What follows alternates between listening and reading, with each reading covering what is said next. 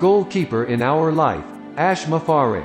In December 1937, a match between Chelsea and Charlton football clubs at the Stamford Bridge Stadium, London was stopped in the 60th minute due to heavy fog. Charlton's legendary goalkeeper Sam Bartram remained unaware and kept on guarding the goal 15 minutes after the game had stopped, as he did not hear the referee's whistle because of the crowd behind his goal post. He stood there with his arms outstretched and completely focused, looking forward so as not to be surprised by the opponent's shots.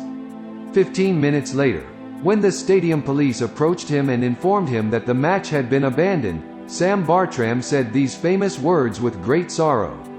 "How sad that my friends forgot me when I was guarding their goal post."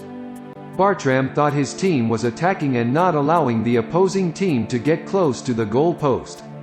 There are so many players in the field of life whose goal post one defends with enthusiasm and support, but when the situation becomes like a wave of fog, they walk out of the field and leave us alone. Always pay attention to the goalkeepers of your lives. Never abandon the one guarding your goal post. Onpassive is our goal post and Ash is our goalkeeper.